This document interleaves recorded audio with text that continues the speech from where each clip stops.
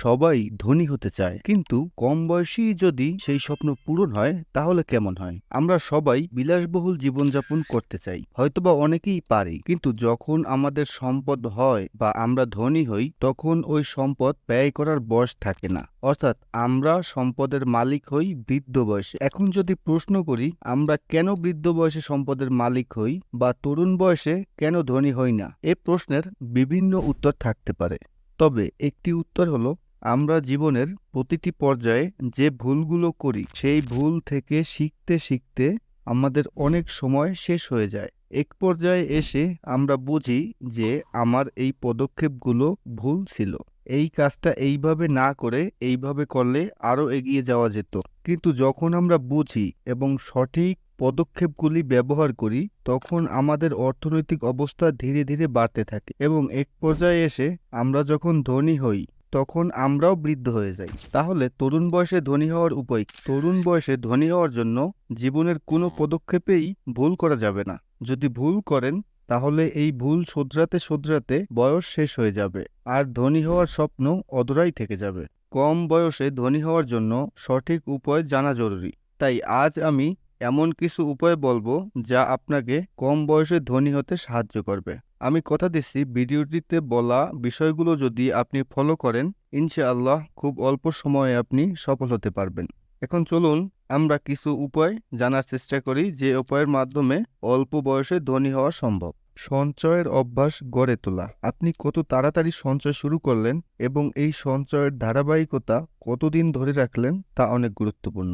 দেখুন, ধনী হওয়া তো কোনো ম্যাজিক না। আপনি ধনী তখনই হবেন যখন আপনার পর্যাপ্ত অর্থ থাকবে। তাই অর্থের জন্য সঞ্চয় করতেই হবে। আপনি যদি প্রতিদিন 10 টাকা করেও সঞ্চয় করেন 20 বছর পরে তাও একটা বড় অঙ্ক হবে।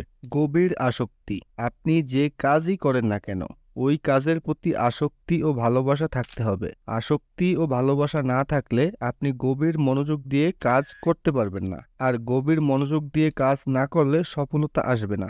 দুইটি কারণে কাজে মনোযোগ থাকে না। একটি হলো হয়তো কাজ বা পেশাটি আপনার পছন্দ না, আর অপরটি হলো কাজ বা পেশা আপনার পছন্দের কিন্তু আপনি পারেন না বা বুঝেন না। প্রথমত আপনাকে এমন একটি কাজ বা পেশা বেছে নিতে হবে যে কাজটি আপনার পছন্দের, এবং এই কাজ বোঝার জন্য নিজেকে উন্নত করতে হবে। অর্থাৎ বিভিন্ন প্রশিক্ষণ নিতে হবে বা বিভিন্ন কোর্স করে এবং সেই কোর্সকে বেশি বেশি চর্চা করতে হবে।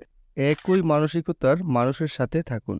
সাফল্য তো সবাই অর্জন করতে চায়, কিন্তু যারা এ বিষয়ে দৃঢ় প্রত্যয়ী এবং বিভিন্ন পদক্ষেপ নেয় তাদের সাথে মিশুন।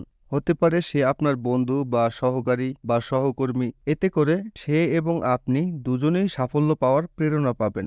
লক্ষ্য স্পষ্ট হন। আপনার দীর্ঘমেয়াদী এবং স্বল্পমেয়াদী লক্ষ্যগুলো নির্ধারণ করুন।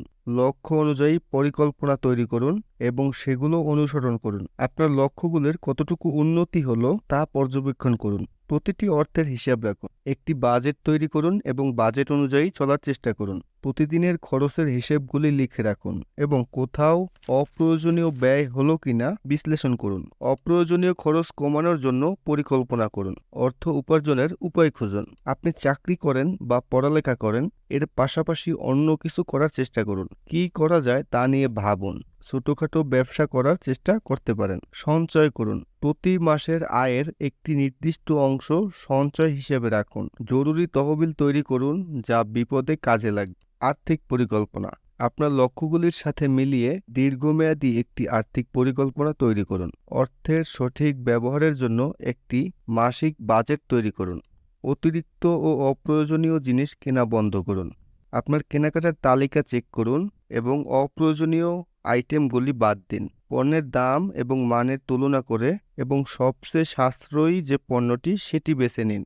মনে রাখবেন, ধনীরা কখনো সেরা সেলুনে চুল কাটে না, তারা সব সময় অর্থ সঞ্চয়ের চিন্তা করে।